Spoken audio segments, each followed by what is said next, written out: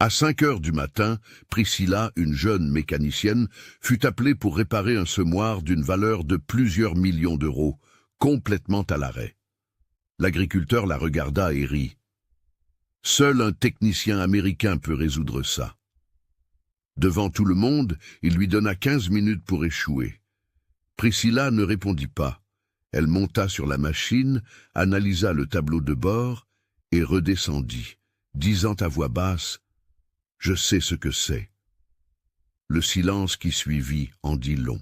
Il était 5 heures du matin, un mardi d'octobre, lorsque le téléphone portable de Priscilla Dubois sonna. Elle se réveilla en sursaut, le cœur battant la chamade. Un appel avant le lever du soleil n'est jamais bon signe, et Priscilla le savait.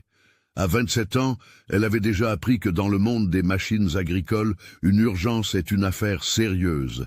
Chaque heure d'arrêt signifie des pertes colossales pour les producteurs. Elle répondit, la voix encore rauque de sommeil. Priscilla, c'est Marc, le gérant du domaine Sainte-Croix. Nous avons une grave urgence ici. Le semoir principal est bloqué depuis 3 semaines et 4 techniciens sont déjà venus sans parvenir à le réparer. Monsieur Dubois est désespéré. Il perd près d'1 million d'euros par jour. Pouvez-vous venir tout de suite? Priscilla s'assit sur son lit en se frottant les yeux. Le domaine Sainte-Croix. Elle connaissait le nom. Qui ne le connaissait pas? C'était l'une des plus grandes propriétés d'Occitanie, 10 000 hectares de pure production.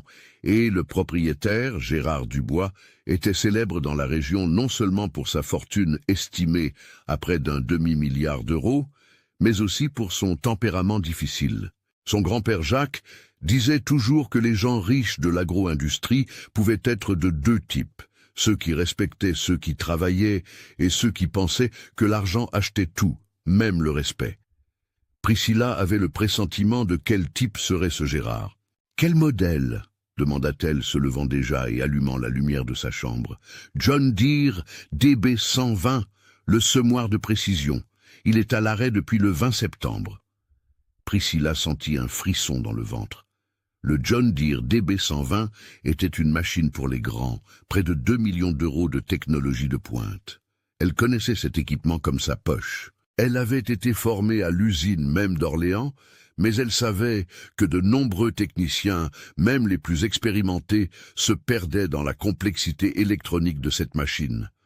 Si 4 professionnels avaient déjà échoué, le problème était compliqué. « J'y vais, donnez-moi l'adresse exacte », dit-elle, ouvrant déjà l'armoire et prenant sa combinaison de travail bleu marine, celle qu'elle portait pour les occasions sérieuses. Le tissu sentait encore le savon que sa grand-mère utilisait toujours. Elle était décédée 2 ans auparavant, mais Priscilla continuait à laver ses vêtements de travail de la même manière, comme une façon de garder sa mémoire vivante. En s'habillant, Priscilla pensa à son grand-père Jacques. Combien de fois avait-elle entendu ces histoires sur la réparation de l'impossible, sur la façon dont il allait dans des fermes où tout le monde avait déjà abandonné et résolvait des problèmes qui laissaient même les ingénieurs de John Deere impressionnés. « Priscillia », disait-il avec son accent prononcé de la campagne occitane. « Une machine ne ment pas. Elle dit toujours ce qui ne va pas, mais la plupart des gens ne savent pas écouter. » Le vieux Jacques était parti il y a 5 ans, victime d'une crise cardiaque foudroyante alors qu'il travaillait sur une moissonneuse-batteuse. Il est mort en faisant ce qu'il aimait et avant de partir, il avait transmis chaque secret, chaque technique, chaque astuce à sa petite fille qu'il voyait comme sa successeur. Priscilla prit un café rapide, attrapa sa mallette d'outils spécialisée, celle qui pesait plus de 40 kilos et contenait des équipements qui avaient coûté des années d'économie, et sortit dans le garage. Son pick-up Ford F250 blanc était garé là, impeccable. Il n'était pas neuf, il avait 8 ans d'utilisation, mais Priscilla en prenait soin comme d'un bijou. Le siège conducteur avait déjà la forme de son corps à force d'utilisation, et au rétroviseur pendait une petite photographie, elle a environ 12 ans, souriant aux côtés de son grand-père Jacques, tous deux couverts de graisse, devant un tracteur rouge. Le chemin jusqu'au domaine Sainte-Croix était de 60 km de route, en grande partie sur un chemin de terre. Priscilla conduisait tandis que le soleil commençait à se lever à l'horizon, peignant le ciel de teintes orangées et rosées. Les plantations s'étendaient des deux côtés de la route, une mer vert-jaune de soja, presque prête pour la récolte. C'était beau, elle devait l'admettre. L'Occitanie était ainsi, rude, sèche, chaude, mais d'une beauté qui vous pénètre. Elle pensait à la façon dont elle était arrivée là. Après le décès de son grand-père, beaucoup de gens doutaient qu'elle puisse maintenir l'entreprise. « La mécanique n'est pas un métier de femme », disait-il. « Vous devriez trouver un emploi de bureau, une jolie jeune femme comme vous, comme si beauté et intelligence étaient des choses opposées, comme si savoir calibrer un capteur de précision était moins féminin que de taper sur un ordinateur. » Priscilla avait prouvé qu'ils avaient tous tort. Elle avait obtenu la certification internationale John Deere Gold Level, 2 semaines intensives à Orléans, en compétition avec des techniciens du monde entier, la plupart des hommes avec des décennies d'expérience, et elle s'était classée parmi les 5 meilleurs. Le diplôme était encadré au mur de son atelier, non par vanité, mais parce qu'il représentait chaque goutte de sueur, chaque aube passée à étudier des manuels techniques en anglais, chaque fois que quelqu'un lui avait dit qu'elle n'en était pas capable. À 6h20 du matin, Priscilla aperçut le portail du domaine Sainte-Croix. L'entrée était imposante, 2 piliers de béton, soutenant une arche métallique avec le nom de la propriété en lettres capitales. Un gardien l'arrêta. Elle s'identifia et il lui ouvrit le chemin. La route intérieure asphaltée, bordée de palmiers royaux. Priscilla suivit les panneaux jusqu'au bâtiment administratif. Quand elle se gara et descendit de son pick-up, la chaleur était déjà intense. Octobre en Occitanie ne pardonne pas. Il devait faire près de 35 degrés à 7 heures du matin.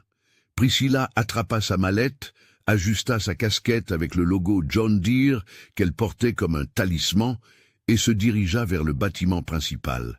Avant d'y arriver, cependant, elle entendit des voix altérées venant d'un immense hangar à côté, des voix masculines, l'une d'elles particulièrement forte et autoritaire. Priscilla se dirigea vers là. Le hangar était de la taille d'un hangar d'avion, avec un plafond très haut, et à l'intérieur se trouvaient des machines agricoles de tout type, tracteurs, moissonneuses-batteuses, pulvérisateurs. Et au centre, comme une reine détrônée, se trouvait le John Deere DB120. Même à l'arrêt, il était imposant. 17 mètres de large une fois ouvert, structure verte et jaune étincelante, technologie de pointe pour le semis de précision. Une machine comme celle-ci était le rêve de tout agriculteur sérieux.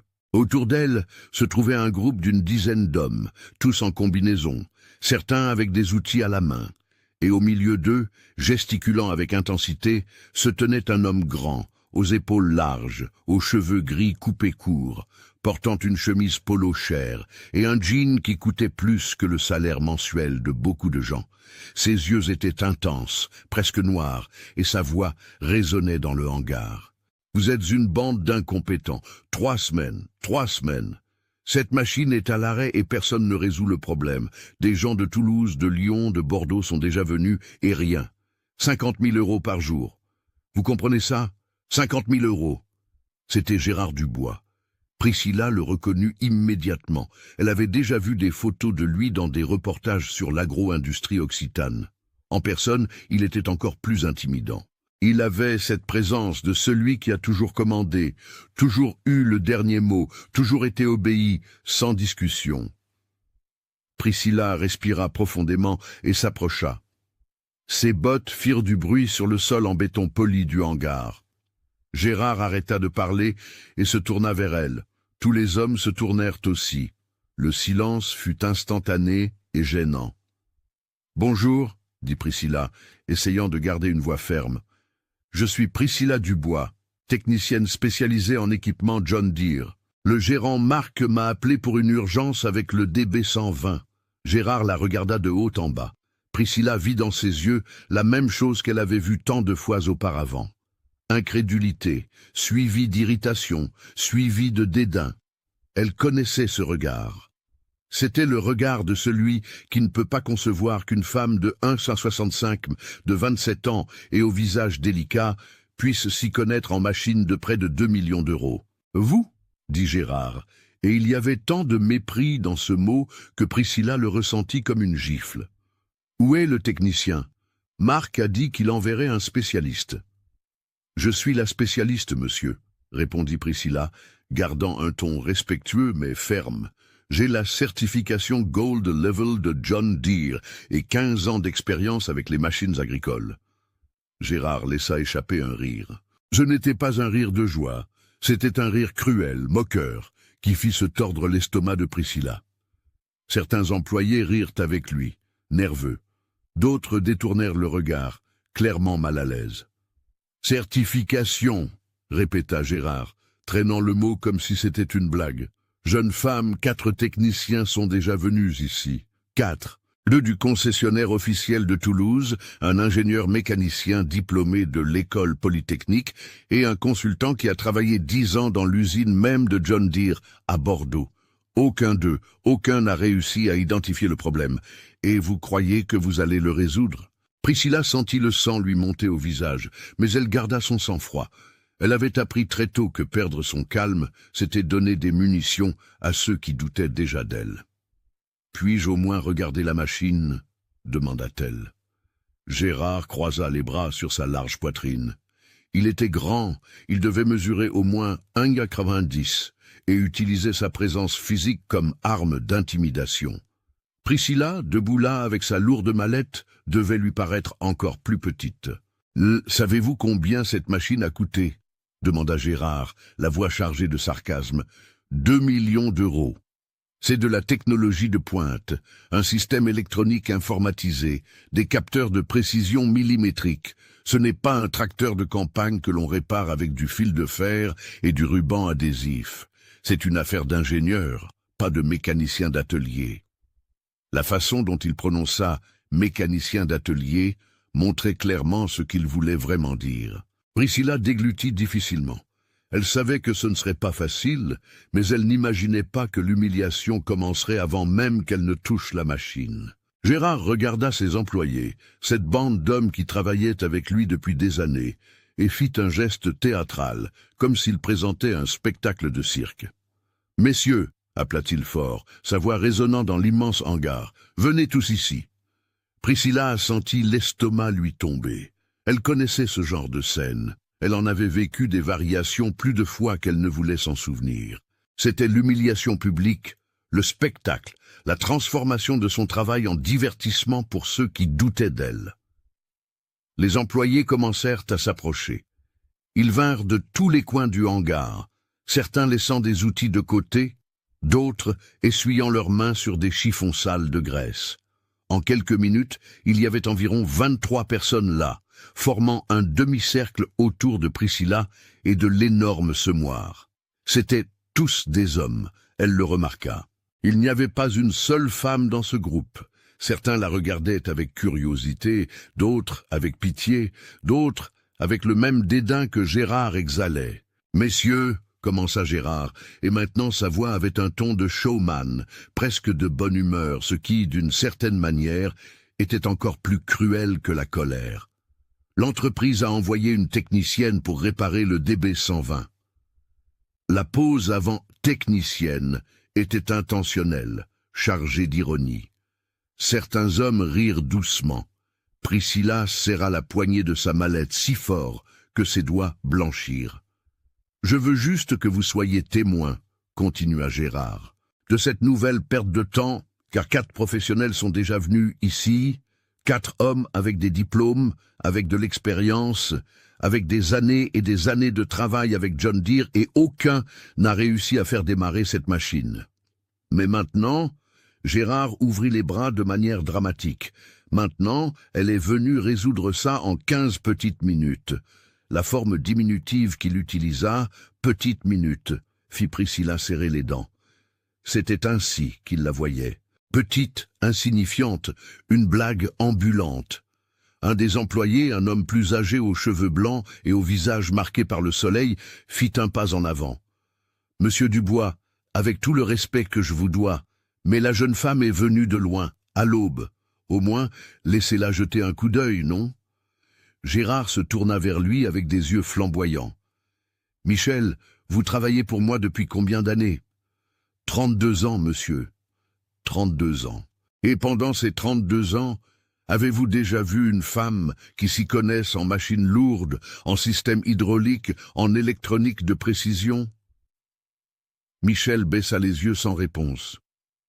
Priscilla sentit une gratitude silencieuse pour cet homme qui avait au moins essayé de la défendre, même s'il n'avait pas eu le courage d'insister. « Écoutez, » Gérard se tourna de nouveau vers Priscilla. « Je vais être honnête avec vous, jeune femme. J'ai déjà dépensé une fortune avec des techniciens. Le premier a facturé 10 000 € et resté ici 2 jours entiers à démonter la moitié du système pneumatique.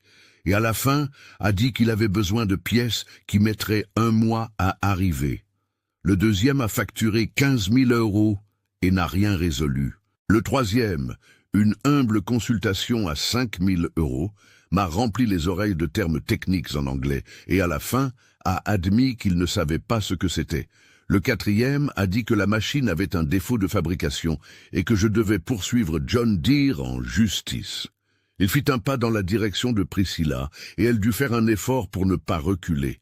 Gérard était intimidant, non seulement par sa taille, mais par son intensité. Il avait cette énergie de celui qui a toujours gagné toutes les batailles, toujours obtenu tout ce qu'il voulait. « Savez-vous combien j'ai déjà dépensé pour essayer de réparer cette machine ?» demanda-t-il. « 30 000 €. Et savez-vous combien je perds par jour avec elle à l'arrêt ? 50 000 €. Parce que tant qu'elle ne sème pas, ma fenêtre de semis se referme, et si je rate le timing, je perds en productivité à la récolte. En 3 semaines, ce sont déjà près de 20 millions d'euros de pertes potentielles. » Priscilla respira profondément. Elle comprenait sa frustration. Elle comprenait le désespoir de voir une opération de cette taille à l'arrêt à cause d'un problème que personne ne parvenait à résoudre. Mais comprendre ne signifiait pas accepter d'être traité de cette manière. « Je sais que vous avez eu de mauvaises expériences, » dit Priscilla, la voix sortant plus ferme qu'elle ne l'avait espéré. « Mais je suis venu ici parce que j'ai la capacité d'aider. J'ai la certification internationale John Deere Gold Level. »« 12 ans, » répéta Gérard, et il rit de nouveau ce rire cruel. « Depuis l'âge de 12 ans. Vous avez entendu ça, messieurs? Elle travaille avec des machines depuis l'âge de 12 ans. Savez-vous ce que je faisais à 12 ans? J'étudiais, je faisais mes devoirs, je jouais au ballon, des choses d'enfant, parce qu'un enfant ne répare pas des machines de plusieurs millions d'euros. » Priscilla sentit une pointe de colère si intense qu'elle dut compter jusqu'à 5 mentalement pour ne pas exploser. Comment osait-il rabaisser son histoire, rabaisser les après-midi entiers qu'elle avait passés aux côtés de son grand-père, apprenant chaque vice, chaque système, chaque secret de ces machines, rabaisser les nuits où elle avait étudié des manuels techniques au lieu de sortir avec des amis, parce qu'elle savait que cette connaissance serait son arme contre des gens, exactement comme lui. « Regardez ici », continua Gérard, en sortant son portefeuille de la poche arrière de son pantalon. C'était un portefeuille en cuir véritable. Très cher, remarqua Priscilla. Il l'ouvrit et en sortit 5 billets de 100 €. 500 €. C'est pour vous, juste pour que vous jetiez un coup d'œil rapide à la machine, que vous conveniez qu'il n'y a pas de solution et que vous partiez. Comme ça, vous n'aurez pas fait le voyage pour rien. Je ne perds plus de temps et nous mettons fin à cette mascarade. » L'offre fut comme une gifle, 2 millions d'euros, et il lui offrait 500 € pour qu'elle jette un coup d'œil et s'en aille. Le message était clair, son travail ne valait rien, elle ne valait rien. Certains employés regardaient le sol, clairement mal à l'aise avec la scène. D'autres riaient, trouvant la situation amusante. L'un d'eux commenta doucement à son collègue à côté « Pauvre fille, elle est venue de loin pour se faire humilier. » Priscilla regarda les billets dans la main de Gérard. 500 €. Elle pouvait prendre cet argent, faire demi-tour, rentrer chez elle et oublier cette humiliation. Personne ne la blâmerait. C'était le choix facile, le choix sûr. Mais alors, elle pensa à son grand-père Jacques. Elle pensa à toutes les fois où il avait affronté des situations difficiles, des clients irrespectueux, des gens qui doutaient de lui, et il n'avait jamais, jamais abandonné. « Monsieur Dubois » dit-elle, et sa voix avait maintenant une fermeté qui la surprit elle-même. « Je ne suis pas venu ici pour les 500 €. Je suis venu parce que je suis professionnel, parce que je sais faire mon travail et parce que cette machine peut être réparée. Tout ce que je demande, c'est 15 minutes pour évaluer, c'est tout. 15 minutes. » Gérard la fixa, essayant de lire quelque chose sur son visage. Priscilla soutint son regard. Elle n'allait pas baisser la tête, elle n'allait pas montrer de faiblesse. S'il y avait une chose que son grand-père Jacques lui avait enseignée, c'était cela.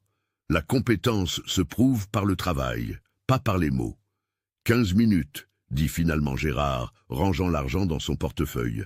Mais je vais chronométrer et quand vous échouerez, parce que vous échouerez, je veux que vous admettiez devant tout le monde ici que cette machine est au-delà de vos capacités.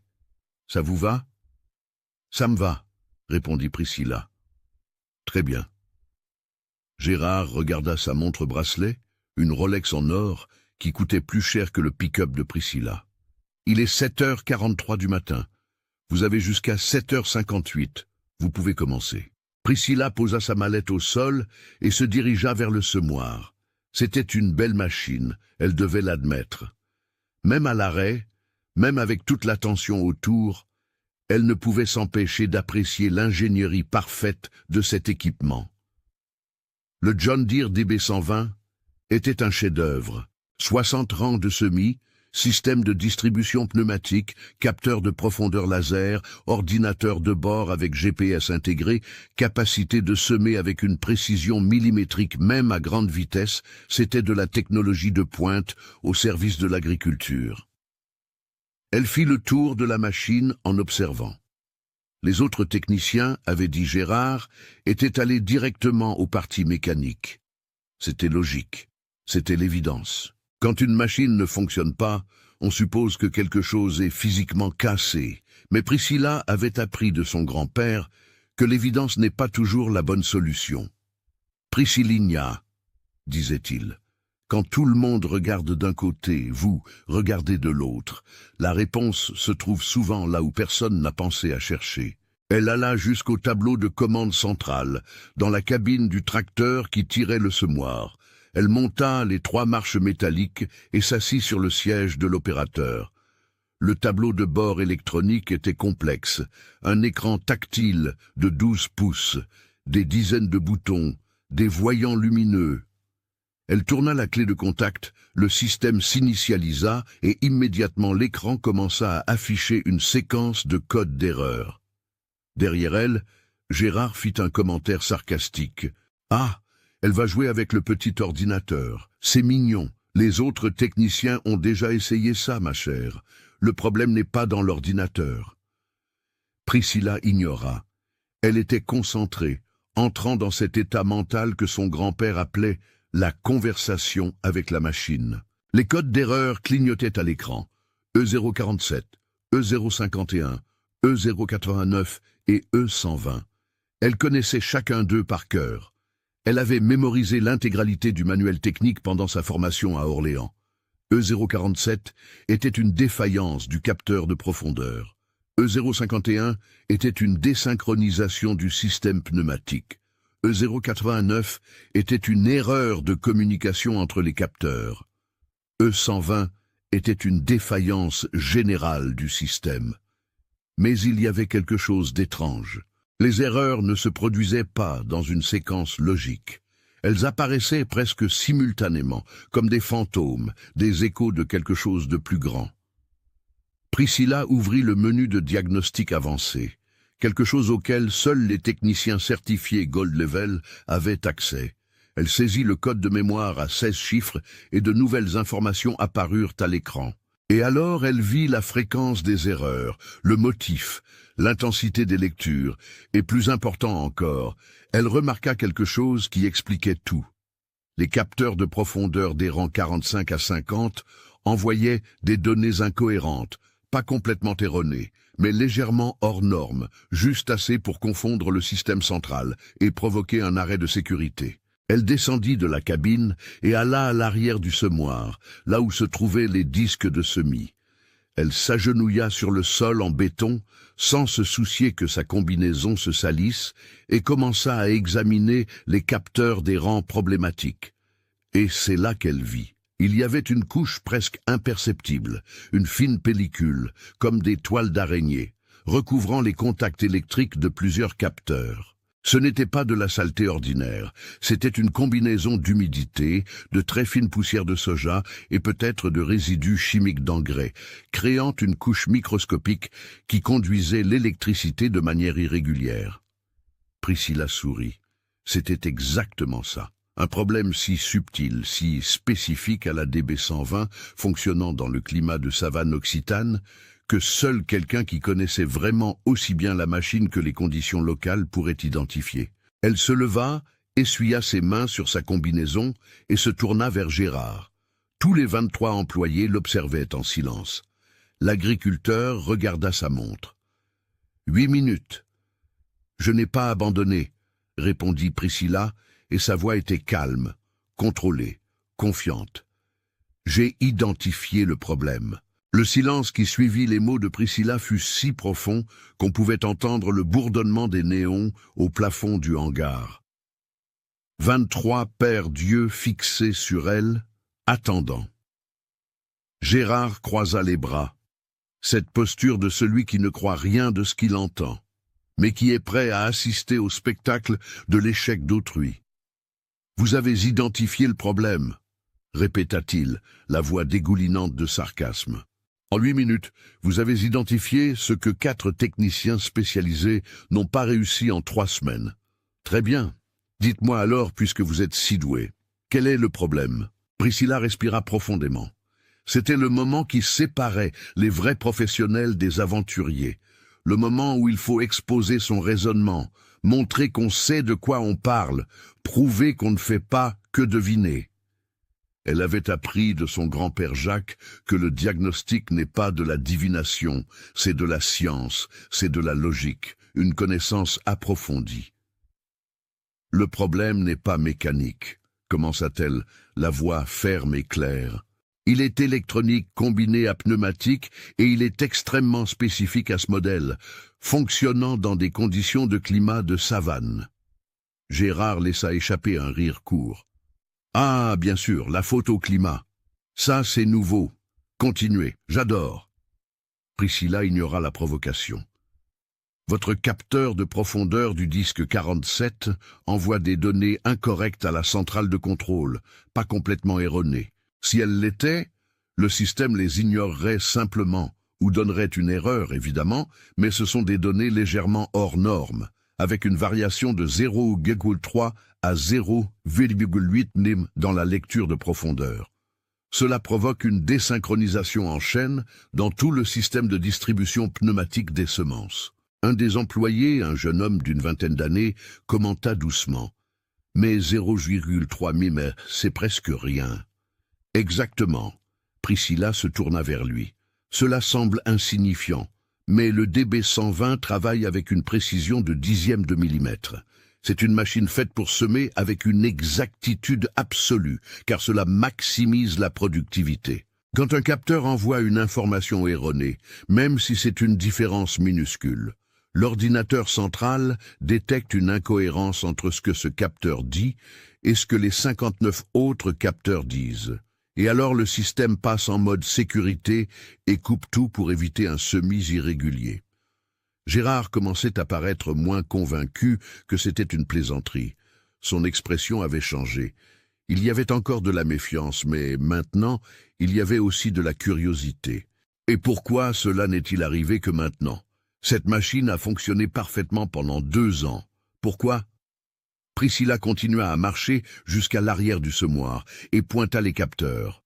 Une couche conductrice microscopique s'est formée sur les contacts électriques de plusieurs capteurs. C'est une combinaison d'humidité de l'air qui, ici en Occitanie, en octobre, est élevée en raison de la transition saisonnière, avec de très fines poussières de soja qui restent en suspension dans l'air pendant le semis, et, probablement, des résidus chimiques d'engrais ou de produits phytosanitaires que vous utilisez. Ces 3 choses ensemble créent une pellicule presque invisible qui conduit l'électricité de manière irrégulière. Elle s'agenouilla de nouveau et pointa l'un des capteurs. « Regardez ici. Vous pouvez voir ? C'est comme une toile d'araignée, mais ce n'est pas une toile. C'est une couche de résidus. Elle n'affecte pas la partie mécanique du capteur. Donc il continue à mesurer la profondeur correctement, mais elle affecte la transmission du signal électrique, déformant l'information qui arrive à l'ordinateur. » Michel, l'employé plus âgé qui avait tenté de la défendre auparavant, s'approcha et se baissa pour regarder de près. Il était mécanicien de machines anciennes. Il avait passé des décennies à travailler avec des tracteurs et des moissonneuses-batteuses. Mais il reconnaissait quand quelqu'un savait de quoi il parlait. « Mon Dieu !» murmura-t-il. Les autres techniciens n'ont pas vu ça. « Non !» compléta Priscilla. « Ils ont fait l'évidence. Ils ont vérifié les parties mécaniques. Ils ont vérifié s'il y avait des pièces cassées. Ils ont vérifié les connexions électriques visibles. L'un d'eux a même changé la carte mère, qui est la solution la plus chère et souvent inutile. Mais personne n'a pensé à chercher un problème si subtil, si invisible, si spécifique aux conditions d'ici. » Gérard était maintenant debout à côté de Michel, regardant le capteur. Priscilla pouvait voir la transformation se produisant sur son visage, l'arrogance cédant la place au doute, le doute cédant la place à quelque chose qui ressemblait à de l'inconfort. Il commençait à percevoir que peut-être, juste peut-être, elle savait vraiment ce qu'elle faisait. « Très bien, » dit Gérard. Et maintenant sa voix n'avait plus ce ton moqueur. Elle était plus contrôlée, plus prudente. Vous avez fait un beau diagnostic. N'importe qui peut diagnostiquer. La question est, pouvez-vous résoudre le problème ?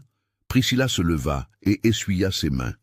Oui, et j'aurai besoin de quelque chose de ma mallette, de quelques produits spécifiques de nettoyage de contacts électroniques et d'un accès au système de calibration de la machine.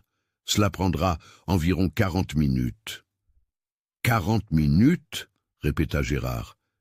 Il regarda sa montre. Les autres techniciens sont restés ici des jours et vous allez résoudre ça en 40 minutes ? Je vais le résoudre parce que je sais exactement quoi faire, répondit Priscilla. Les autres ne savaient pas où chercher, je sais. Gérard fit un geste de la main, comme pour dire allez-y. Mais il y avait quelque chose de différent maintenant dans sa manière.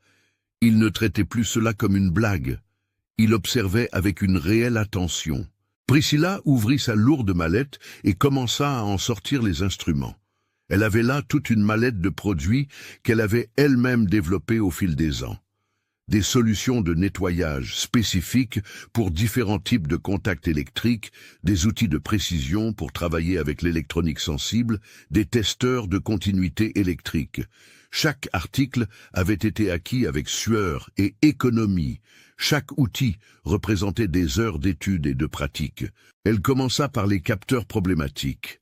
Avec une brosse minuscule, pratiquement de la taille d'une brosse à dents d'enfant, mais avec des poils spéciaux antistatiques, elle nettoya soigneusement chaque contact électrique. Puis, elle appliqua une solution qu'elle avait elle-même formulée, un mélange d'alcool isopropylique avec un agent chélatant qui dissolvait les résidus chimiques sans endommager les composants électroniques. C'était un processus méticuleux, délicat, qui exigeait une main ferme et une connaissance exacte de la quantité de produits à utiliser. Les employés observaient en silence. Certains s'étaient approchés, formant un cercle autour d'elle. Priscilla pouvait sentir les regards, mais elle ne se laissait pas distraire. Elle était dans cet état de concentration totale que son grand-père appelait la conversation avec la machine. Quand vous oubliez le monde autour et il n'y a plus que vous et le problème à résoudre. Après avoir nettoyé tous les capteurs des rangs 45 à 50, elle vérifia également ceux des rangs adjacents 44 et 51, car elle savait que le problème aurait pu commencer à se propager. Elle trouva les premiers signes de la même pellicule sur les capteurs 44 et 52. Elle nettoya tout avec le même soin. Puis elle alla à la cabine, connecta son ordinateur portable personnel au système de diagnostic de la machine à l'aide d'un câble spécial que peu de techniciens possédaient. Et elle commença le processus de recalibrage. C'était la partie la plus complexe. Il ne suffisait pas de nettoyer les capteurs, il fallait réinitialiser toute la communication entre eux et l'ordinateur central, et ensuite effectuer un recalibrage complet du système de semis. Elle saisissait des codes, ajustait des paramètres, testait des séquences. Sur l'écran de l'ordinateur portable, des lignes de données défilaient rapidement. Pour qui ne comprenait pas, cela ressemblait à de la magie, mais pour Priscilla, c'était de la musique, le langage de la machine, parlant avec elle, répondant à ses commandes. Gérard était maintenant debout à côté de la cabine, observant par-dessus son épaule. Il ne dit rien, mais Priscilla pouvait sentir l'intensité de son observation. Et pour la première fois, ce n'était pas une intensité de moquerie, c'était une curiosité sincère. 35 minutes après avoir commencé, Priscilla finalisa la dernière séquence de calibration. Elle regarda l'horloge sur le tableau de bord de la cabine. Cela avait pris exactement 38 minutes depuis qu'elle avait commencé à travailler, effectivement. Elle respira profondément, ferma les yeux pendant une seconde, une petite prière silencieuse, non pas à des saints ou des divinités, mais à l'esprit de son grand-père Jacques, demandant qu'il ait eu raison, que le diagnostic soit correct, que tout fonctionne. Elle tourna la clé de contact. Le moteur du tracteur ronronna fort et régulièrement, puis elle activa le système du semoir. Pendant une seconde qui parut une éternité, rien ne se passa. Et alors, un par un, les indicateurs du tableau de bord commencèrent à s'allumer en vert. Système pneumatique, vert. Distribution des semences, vert. Capteur de profondeur, tous verts. Les 60. Communication centrale, vert. Statut général, vert. La machine fonctionnait. Priscilla ne put retenir un sourire. Elle initia le test de simulation de semis, une fonction qui faisait fonctionner la machine comme si elle était sur le terrain, mais sans rien semer réellement. Le DB120 prit vie. Les disques commencèrent à tourner. Le système pneumatique émit ce son caractéristique d'air comprimé. Les capteurs envoyaient des données en temps réel à l'écran. Tout était parfait, tout était synchronisé, tout fonctionnait comme il se devait. Et alors quelque chose se produisit que Priscilla n'attendait pas. Les employés commencèrent à applaudir. Cela commença par 1, puis 2, puis 5, et en quelques secondes, les 23 hommes battaient des mains, certains sifflant, d'autres souriant largement. C'était un applaudissement sincère, de respect, d'admiration. Plusieurs d'entre eux s'approchèrent, lui tapant dans le dos, disant « Félicitations, jeune femme, quel travail incroyable, je n'ai jamais rien vu de tel. » Michel, l'employé plus âgé, avait les larmes aux yeux. Il s'approcha de Priscilla et lui serra les mains avec force. « Jeune femme, » dit-il, la voix étranglée. Je dois savoir, vous êtes la petite fille de qui? Parce que cette technique, cette façon de travailler, j'ai déjà vu ça avant, il y a de nombreuses années. Cela me rappelle quelqu'un. Priscilla sentit un nœud dans la gorge. C'était la première fois de toute la matinée que quelqu'un la traitait.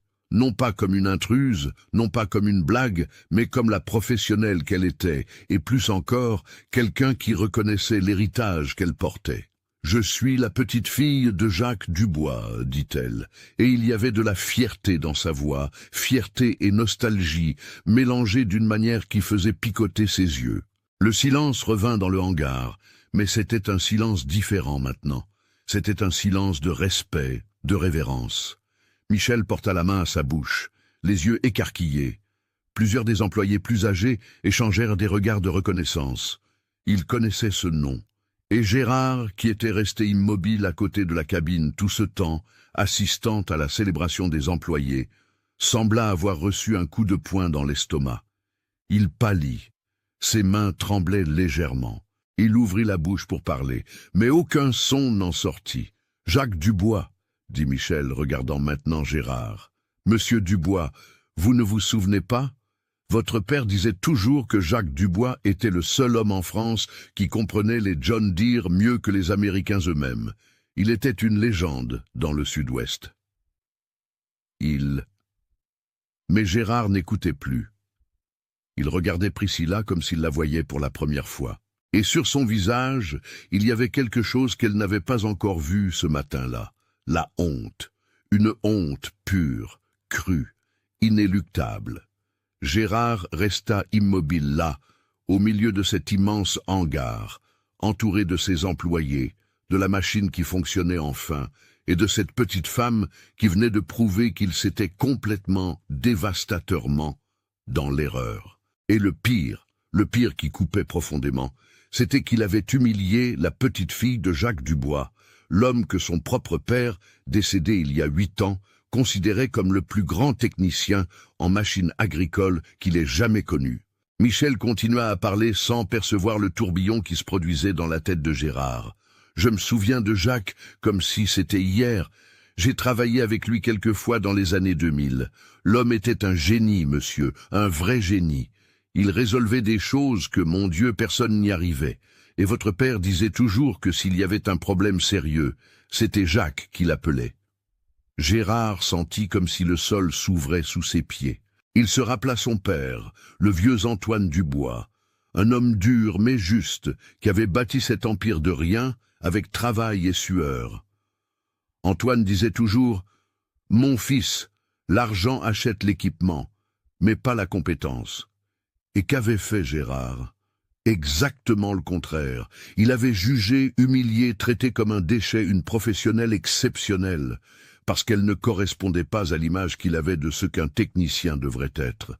Priscilla était en train de déconnecter l'ordinateur portable du système de la machine, rangeant ses outils dans sa mallette. Elle ne regardait pas Gérard, elle n'en avait pas besoin. Sa victoire était là, dans la machine qui fonctionnait, dans les applaudissements des employés, dans la preuve irréfutable qu'elle savait exactement ce qu'elle faisait.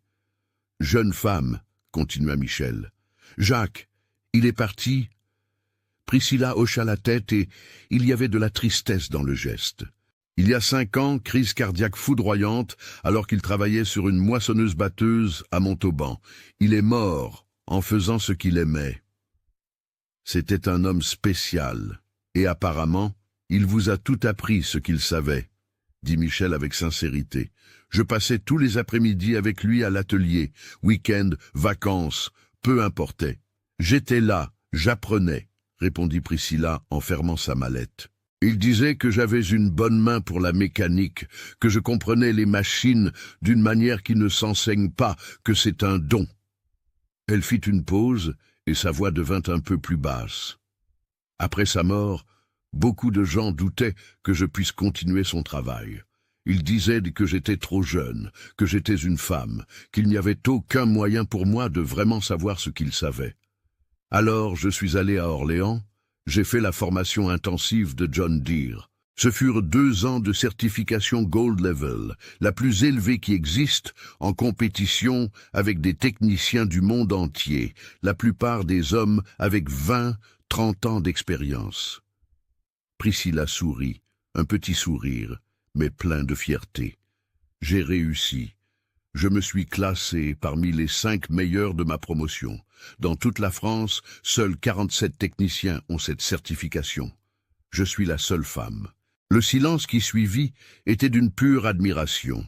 Ces hommes qui, une demi-heure auparavant, se moquaient d'elle, doutaient d'elle, la regardèrent maintenant avec un vrai respect. Et Gérard semblait avoir vieilli de 10 ans en ces minutes. Il trouva enfin sa voix. Priscilla. Elle se tourna vers lui. Il n'y avait pas de colère sur son visage, mais pas non plus de chaleur. C'était une expression neutre, professionnelle, distante, comme s'il n'était qu'un client de plus, rien de plus. Commença Gérard, et il perçut que les mots étaient plus difficiles que n'importe quelle négociation qu'il avait déjà menée, n'importe quel discours qu'il avait déjà prononcé. Je dois m'excuser sincèrement. Priscilla ne dit rien, elle attendit simplement. Gérard regarda autour de lui tous ses employés, observant une partie de lui, la partie orgueilleuse, arrogante, voulait demander à tous de partir, de faire cela en privé, mais il savait qu'il ne pouvait pas. L'humiliation avait été publique, les excuses devaient l'être aussi. Je vous ai traité d'une manière... Il respira profondément, et sa voix tremblait, d'une manière inacceptable, impardonnable. Je vous ai jugé avant de vous connaître. Je me suis moqué de vous, Je vous ai humilié devant tout le monde. J'ai offert une somme ridicule pour votre travail. Et tout cela parce que je ne pouvais pas voir au-delà de mes préjugés idiots. Priscilla continuait en silence, mais quelque chose dans son regard changea. Il n'était plus aussi dur. J'ai gaspillé 3 semaines, continua Gérard. Et maintenant, il y avait quelque chose proche du désespoir dans sa voix. 3 semaines avec cette machine à l'arrêt. 30 000 € avec des techniciens qui n'ont rien résolu. J'ai accumulé près de 20 millions d'euros de pertes potentielles. Et vous avez résolu le problème en moins de 40 minutes. 40 minutes. Parce que vous savez vraiment ce que vous faites. Parce que vous êtes... Il déglutit difficilement. Parce que vous êtes la petite fille de Jacques Dubois. Parce que vous avez la meilleure certification qui existe. Parce que vous êtes une professionnelle exceptionnelle. Il fit un pas dans sa direction. Mon père disait toujours que la plus grande stupidité d'un homme riche est de croire que son argent vaut plus que le savoir des autres. Et j'ai été exactement ce genre d'imbécile. J'aurais pu vous laisser travailler dès le début, mais non. J'ai eu besoin de faire un spectacle. J'ai eu besoin de vous humilier. J'ai eu besoin de prouver. Prouver quoi? Mon ignorance. Les larmes commencèrent à monter aux yeux de Gérard. Et ce n'étaient pas des larmes de colère ou de frustration, c'était de la honte sincère, d'un vrai repentir. Cet homme de 58 ans, habitué à commander, habitué à être obéi, était là, vulnérable, admettant qu'il s'était lourdement trompé. « Si mon père était vivant, dit-il, la voix brisée, il aurait honte de moi aujourd'hui, honte du fils qu'il a élevé, parce qu'il m'a appris à respecter la compétence, à valoriser le savoir, à traiter les gens avec dignité. Et j'ai fait le contraire. J'ai fait exactement le contraire. » Priscilla parla enfin, et sa voix était douce, mais ferme. « Monsieur Dubois, j'accepte vos excuses. J'accepte parce que je vois qu'elles sont sincères. Mais je dois vous faire comprendre une chose. Ce qui m'est arrivé aujourd'hui arrive aux femmes tous les jours, dans les ateliers, dans les fermes, dans les usines. On est jugé sur l'apparence, le genre, l'âge, pas sur la capacité. Et quand on prouve qu'on est capable, beaucoup disent encore que c'était de la chance, que c'était une exception. » Gérard hocha la tête en essuyant ses yeux du revers de la main. « Vous avez raison, entièrement raison. Je suis venu ici faire mon travail, » continua Priscilla. « Je ne suis pas venu prouver quoi que ce soit à qui que ce soit. Je n'ai pas à prouver. Mes certifications, mon expérience, mes années d'études, c'est déjà une preuve suffisante. Ce qui manque, c'est le respect. Un respect qui devrait être automatique lorsqu'un professionnel qualifié offre ses services. »« Vous avez raison, » répéta Gérard. « Et je promets que cela n'arrivera plus jamais. Pas ici, pas sur ma propriété, pas avec les gens qui travaillent pour moi. Je vais changer. Je dois changer. » Priscilla ferma sa mallette et la ramassa du sol. 30 000 €, monsieur Dubois, le même montant que les autres techniciens ont facturé, parce que mon travail vaut autant que le leur. En fait, il vaut plus, parce que j'ai résolu le problème. 30 000 €, c'est peu, dit immédiatement Gérard. Vous méritez plus, beaucoup plus. 30 000 € est le juste prix, répondit Priscilla. Je ne travaille pas par charité et n'accepte pas de faveur par pitié. Je travaille par compétence, et je facture ce qui est juste. Gérard hocha la tête et sortit son téléphone portable de sa poche. Je vais faire le virement maintenant. Donnez-moi vos coordonnées. Pendant que Priscilla donnait les informations et que Gérard effectuait le virement, Michel s'approcha de nouveau. « Jeune femme, vous servez d'autres domaines de la région ?»« Oui, » répondit Priscilla. « Je travaille avec toutes les principales marques de machines agricoles. »« Parce qu'on a besoin ici d'un technicien de confiance, » dit Michel, jetant un coup d'œil à Gérard. « Quelqu'un qui comprenne vraiment ces machines modernes, quelqu'un comme vous. » Gérard, qui venait de finaliser le virement, regarda Priscilla. « Il a raison, J'aimerais vous faire une proposition. Soyez la technicienne officielle de toutes mes propriétés. Contrat annuel, avec des tarifs justes, avec un respect garanti, s'il vous plaît. » Priscilla le regarda longuement. « Je vais réfléchir à votre proposition, monsieur Dubois, mais je n'accepterai que si j'ai une condition. Que tout professionnel qui viendra travailler ici, homme ou femme, jeune ou vieux, diplômé ou non, soit traité avec le même respect dès la première minute. D'accord? Laissez-moi vous raconter ce qui s'est passé après cette matinée-là.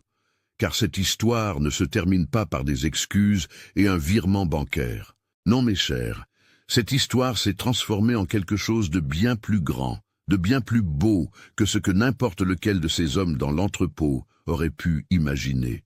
18 mois se sont écoulés depuis ce jour, 1 an et demi, et si vous pouviez voir le domaine de Sainte-Croix aujourd'hui, vous ne croiriez pas les changements. Nathalie a accepté la proposition de Philippe, mais pas immédiatement.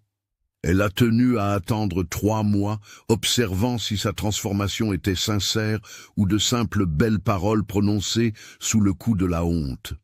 Et savez-vous ce qu'elle a découvert? Que Philippe était très sérieux, vraiment très sérieux. Aujourd'hui, quand vous arrivez au domaine de Sainte-Croix, la première chose que vous voyez, avant même le portail principal, est une immense et belle plaque en bois noble avec des lettres dorées. Centre de formation technique Jean Dubois. 000 mètres là. Il y a des salles de classe équipées de projecteurs et d'ordinateurs, des ateliers avec des machines agricoles de toutes sortes, un laboratoire d'électronique, une bibliothèque technique avec des centaines de manuels. Et dans le hall d'entrée, une grande photo du vieux Jean souriant dans sa salopette pleine de graisse, tenant une clé à molette. Philippe a investi 3 millions d'euros dans ce centre. 3 millions. Non pas parce qu'il devait investir, non pas parce que quelqu'un l'y a obligé, mais parce qu'il a vraiment compris la leçon de ce jour-là, que le savoir est l'actif le plus précieux qui existe et qu'il doit être partagé, multiplié, démocratisé. Et celle qui coordonne tout, c'est Nathalie. Elle partage son temps entre répondre aux urgences dans les fermes de la région. Et regardez, elle est devenue la technicienne la plus demandée de Montpellier et des villes voisines. Tout le monde veut son travail et elle donne des cours au centre. Elle enseigne le diagnostic de panne, l'électronique automobile, les systèmes hydrauliques, la pneumatique. Elle enseigne tout ce que son grand-père lui a appris, tout ce qu'elle a appris dans une grande école d'ingénieurs en France, tout ce qu'elle a découvert sur le terrain. Jusqu'à présent, 89 professionnels ont été formés par le centre, 89 techniciens en machines agricoles qui en sont sortis avec une certification reconnue, avec de vraies connaissances, avec des opportunités d'emploi. Et savez-vous ce qui est le plus beau? 34 de ces professionnels sont des femmes. 34. De jeunes femmes, certaines qui n'avaient même pas pensé à travailler dans la mécanique auparavant, qui ont vu en Nathalie une inspiration, une preuve que c'était possible, qu'il y avait aussi de la place pour elle. Il y a une jeune fille, Sophie, 19 ans, issue d'une famille modeste d'une petite ville de province. Aujourd'hui, Sophie travaille dans l'un des plus grands domaines agricoles de la région Occitanie, gagnant un salaire qui lui permet d'aider sa famille et de suivre des études d'ingénieur le soir. Elle dit qu'elle veut être comme Nathalie quand elle sera grande, même si elle l'est déjà. Et Philippe? Philippe a changé d'une manière qui a surpris même ceux qu'il connaissait depuis des décennies. Il a mis en œuvre des politiques de respect et d'égalité dans toutes ses opérations. Aujourd'hui, au domaine de Sainte-Croix, il y a des femmes qui conduisent des tracteurs, des femmes à la direction, des femmes à l'administration, et toutes reçoivent le même salaire que les hommes pour les mêmes fonctions, car la compétence n'a pas de genre, et une rémunération juste ne peut pas en avoir non plus. Michel, l'employé le plus ancien, raconte qu'il voit parfois Philippe immobile devant la photo de Jean Dubois dans le hall du centre de formation, regardant simplement en silence, comme s'il était en conversation silencieuse avec le vieux mécanicien, comme s'il disait « Regarde, j'ai appris la leçon que tu as essayé d'enseigner à tant de gens, j'ai appris de la manière la plus difficile, mais j'ai appris. » L'histoire de Nathalie et Philippe est devenue un exemple dans toute la région. D'autres domaines agricoles ont commencé à embaucher des femmes mécaniciennes, à offrir des opportunités égales, à valoriser la compétence avant toute autre chose. Ce ne fut pas une révolution du jour au lendemain. Un vrai changement ne l'est jamais, mais ce fut le début, un début important. Nathalie conduit toujours son pick-up Ford Ranger blanc, porte toujours la même casquette John Deere et garde toujours la photo d'elle avec son grand-père accroché au rétroviseur. Mais maintenant, quand elle arrive dans les domaines, elle n'a plus rien à prouver. Les gens savent déjà qui elle est, la respectent avant même qu'elle n'ouvre sa boîte à outils. Et savez-vous ce qu'elle dit quand on l'interroge sur ce jour-là au domaine de Sainte-Croix, sur l'humiliation, sur la façon dont elle a trouvé la force de continuer? Elle dit « Mon grand-père disait toujours qu'on ne travaille pas pour prouver quoi que ce soit à qui que ce soit. On travaille parce qu'on aime ce qu'on fait, parce qu'on a des connaissances à partager, parce qu'on peut faire la différence. Le respect vient en conséquence, pas comme un objectif. » Cette histoire m'a appris quelque chose d'important et je veux vous le laisser ici aussi. La compétence n'a pas de nationalité, pas besoin d'être d'ici ou d'ailleurs pour être bon. La compétence n'a pas de nom de famille, pas besoin d'être d'une famille riche pour avoir du talent. Et la compétence n'a définitivement pas de genre. Être une femme ne vous rend pas moins capable, cela rend juste votre chemin plus difficile et votre victoire plus importante. Nathalie Dubois, la petite fille du légendaire Jean Dubois, a prouvé tout cela ce matin d'octobre à Montpellier, en Occitanie, et continue de le prouver chaque jour, enseignant à une nouvelle génération que l'avenir de la mécanique, de l'agriculture, de n'importe quel domaine appartient à ceux qui ont le savoir, la dédicace et le courage d'affronter les préjugés la tête haute. Et Philippe Leclerc, le riche propriétaire terrien qui a failli perdre des millions par orgueil, a appris la leçon la plus précieuse de sa vie. Que l'humilité ouvre des portes qu'aucun argent ne peut ouvrir, et que reconnaître ses erreurs est le premier pas pour devenir un meilleur être humain. Voilà, mes chers, une histoire de respect gagné, de préjugés vaincus, de savoir valorisé. Une histoire qui prouve qu'il n'est jamais trop tard pour changer, jamais trop tard pour apprendre et jamais trop tard pour faire ce qui est juste.